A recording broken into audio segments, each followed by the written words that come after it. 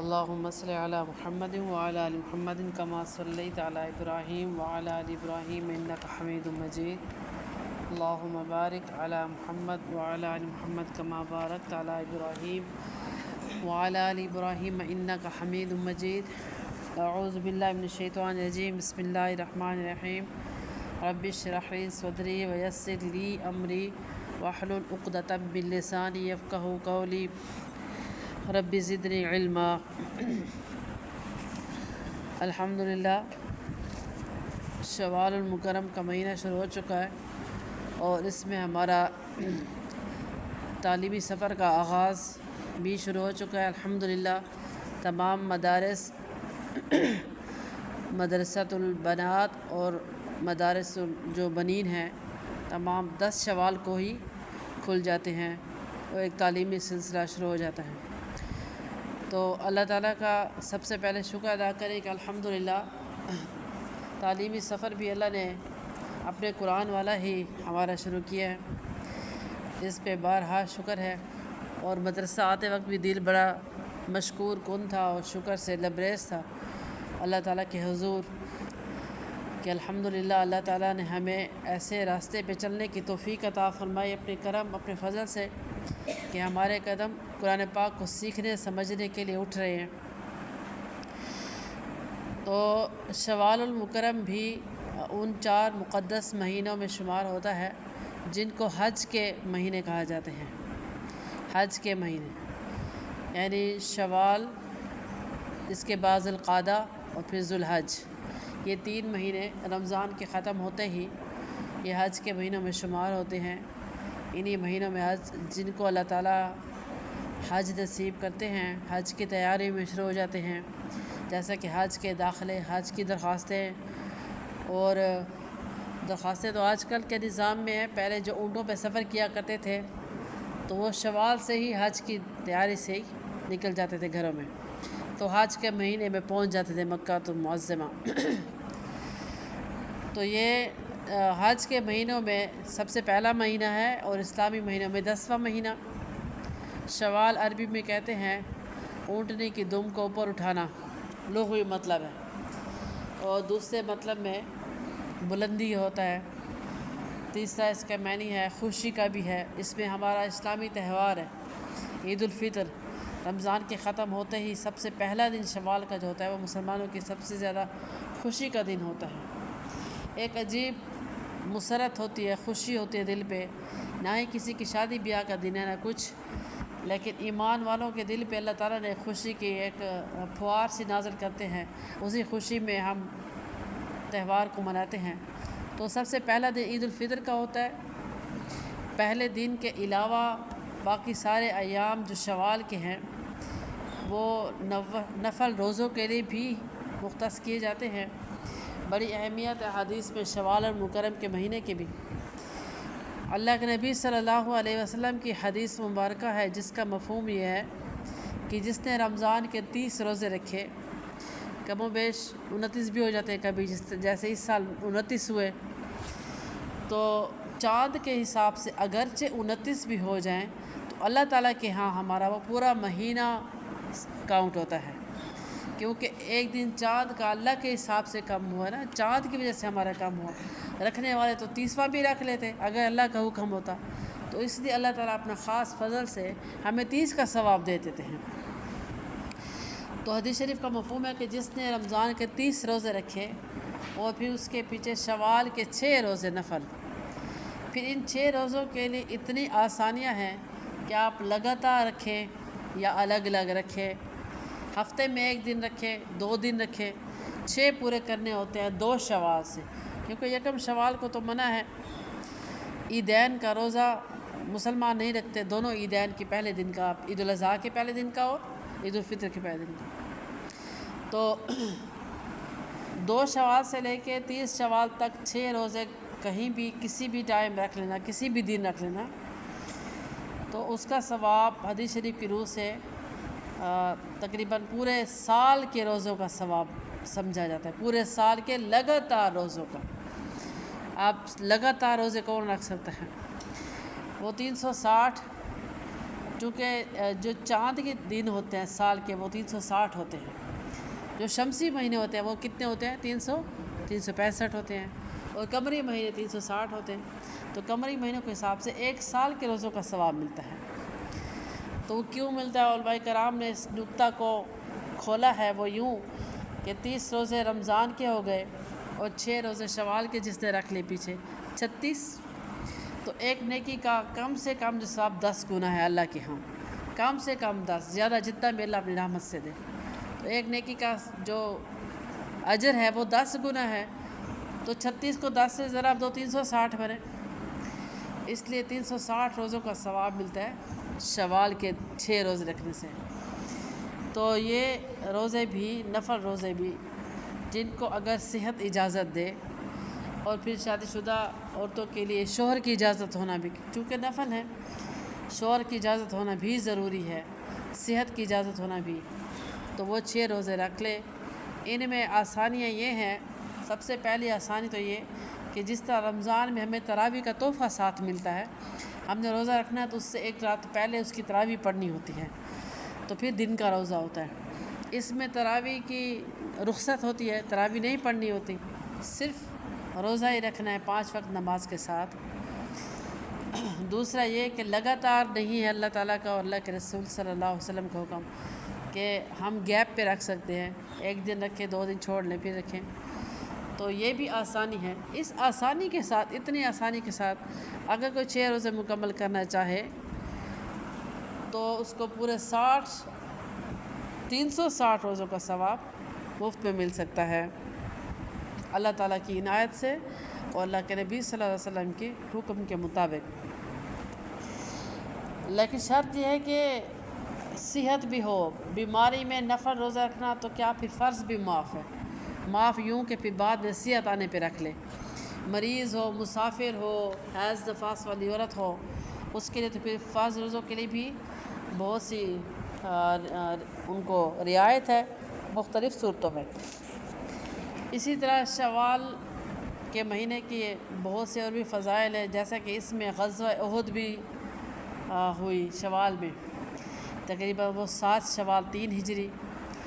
اسی میں غزوہ احد میں پھر نبی اکرم صلی اللہ علیہ وسلم کے پیارے چچا حضرت حمزہ رضی اللہ تعالیٰ عنہ، جو سید الشہداء ہیں، شہیدوں کے سردار، ان کی شہادت بھی شوال میں ہی ہوئی۔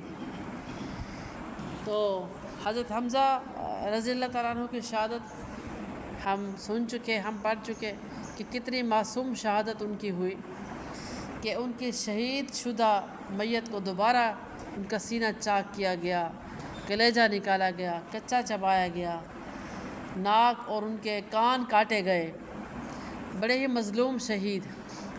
تو اللہ کے نبی کے پیارے چچا رضائی بھائی بھی ہوتے ہیں، ایک ہی دائیا کا دونوں چچا بھتیجے نے دودھ پیا، حضرت صوبیہ، حضرت حمزہ اور نبی اکرم صلی اللہ علیہ وسلم ہے۔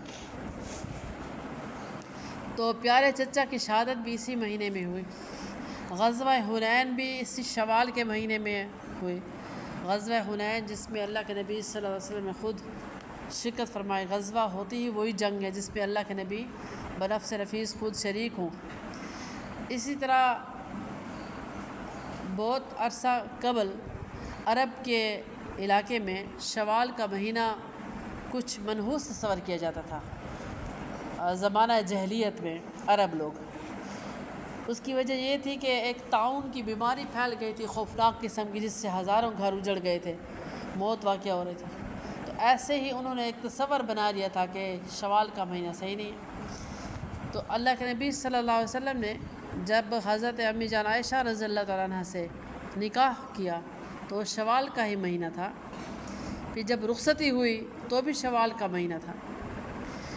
تو اس کے بعد جب نبی اکرم صلی اللہ علیہ وسلم کا نکاح بھی اور رخصتی بھی اسی مہینے میں ہوئی تو پھر یہ مہینہ مبارک قرار دیا گیا، اور بہت سے صحابہ کرام نے اس مہینے میں نکاح کیے، جن کی ایک لسٹ ہے، بے شمار صحابہ کرام نے شوال کے مہینے میں نکاح کیے، حضرت عمر رضی اللہ تعالیٰ عنہ اور بہت سے صحابہ کرام نے۔ تو حضرت امی جان عائشہ رضی اللہ تعالیٰ عنہ فرماتی ہیں کہ جب میرا نکاح ہوا تو اس وقت 6 سال کی ان کی عمر تھی، گڑیوں کے ساتھ کھیل رہی تھی۔ جب نکاح کیا گیا تو ان کو والدہ نے گھر میں بلایا کہ آپ کا نکاح ہونے لگا۔ تو 6 سال کی عمر بظاہر چھوٹی عمر ہے، لیکن عرب ممالک میں ہو سکتا ہے غالباً 6 سال کی بچی کدو کاٹھ میں 12 سال کی رکھتی ہوں۔ تو پھر 9 سال کی عمر میں رخصتی ہوئی، وہ بھی شوال المکرم کا ہی مہینہ تھا۔ تو اس لیے اب بھی ہمارے ہاں بھی چونکہ قیامت کے قریب کا دور ہے، اس میں بھی کچھ ایسے ہیں فرقے جو شوال کو، اس مہینے کو مبارک نہیں سمجھتے۔ تو یہ بڑا ہی مبارک مہینہ ہے۔ اس میں جس مہینے میں بھی اللہ کے نبی صلی اللہ علیہ وسلم نے خوشخبریاں سنائی ہوں، چاہے اس کی کوئی رات کا لمحہ ہو، چاہے اس کے کوئی دن کا ایسا لمحہ ہو جس کو آپ نے مبارک قرار دیا ہو، تو وہ مہینہ مبارک ہوتا ہے۔ اور مہینے سارے ہی مبارک ہوتے ہیں۔ کسی مہینہ، کسی لمحے کو کسی ایک واقعے کے ساتھ مخصوص کر کے اس کو برا سمجھنا، یہ زمانہ جاہلیت کے طور طریقے ہیں۔ مسلمانوں کا عقیدہ کیا ہے کہ خیرہ و شرہ من اللہ تعالی، کہ ہمیں خیر پہنچی یا ہمیں شر پہنچا وہ اللہ کی طرف سے لکھا ہوا تھا، ان کا مہینے یا وقت سے کچھ لینا دینا نہیں ہوتا۔ تو اس لیے سال کے 12 مہینے ہی ان کو منحوس قرار دینا یا اس قسم کے وہم قرار دینا، شرک اور بدعات کے ساتھ منسوب کرنا، یہ صحیح نہیں ہے۔ لیکن کچھ مہینے ہیں جن کو مبارک کہا جا سکتا ہے، جن میں شوال بھی ہے، ذوالحجہ بھی ہے، حج کا مہینہ ہے، رمضان مبارک تو ہے ہی سردار تمام مہینوں کا۔ تو اسی طرح شعبان میں بھی ایک رات اللہ نے کے نبی نے فرمائی ہے۔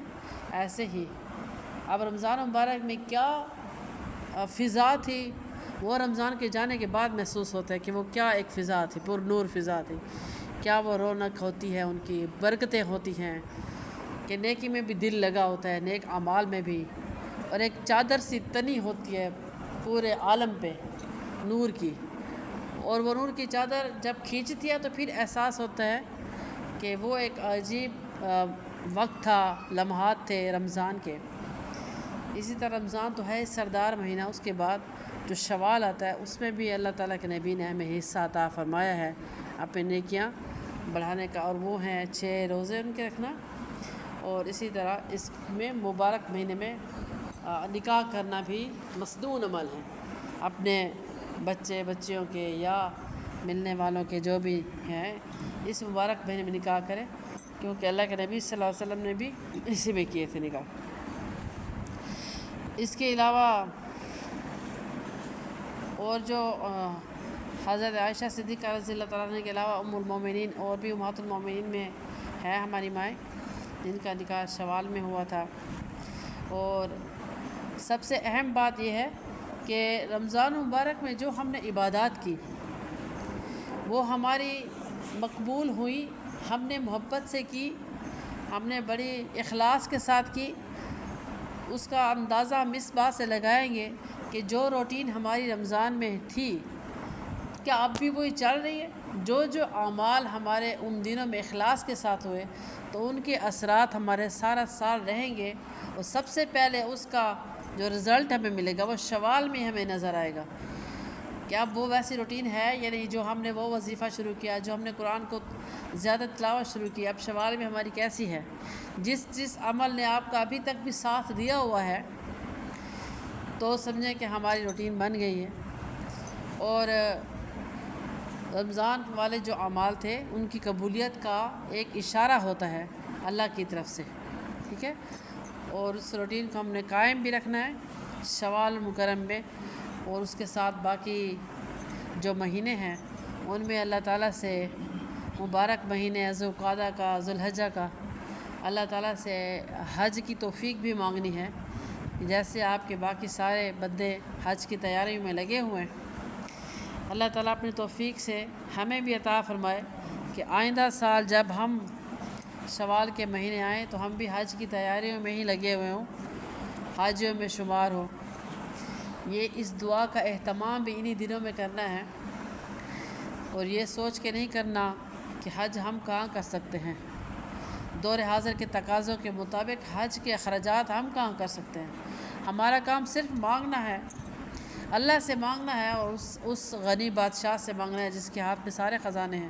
انتظامات کرنا تو اللہ کا کام ہے، تو اس لیے وسیع الذہن ہو کے اللہ تعالیٰ سے حج مانگنا ہے انہی دنوں میں، حج کے دنوں میں ہی، جب قافلے سب تیار ہو رہے ہیں اس گھر کو جانے کے لیے، تو ان دنوں میں ہمارے علماء کرام فرماتے ہیں کہ حج کی دعا کو تیز کر دیں، ٹھیک ہے، اسی دنوں میں۔ بس یہی آج آپ کو شوال کی فضیلت کے بارے میں بتانا تھا کہ شوال کے مہینے کی کیا کیا فضائل ہیں، اس میں کیا کیا واقعات ہوئے۔ واقعات تو بہت زیادہ ہوئے ہیں شوال کے مہینے میں، کچھ مین جو تھے ہم نے آج پڑھ لیے ہیں، اور شوال کے 6 روزوں کے بارے میں بھی ہم نے پڑھ لیے کہ جو بھی رکھنا چاہے ضرور اس ثواب کو ہاتھ سے نہ جانے دیں۔ وما توفیق الا باللہ علیہ توکل۔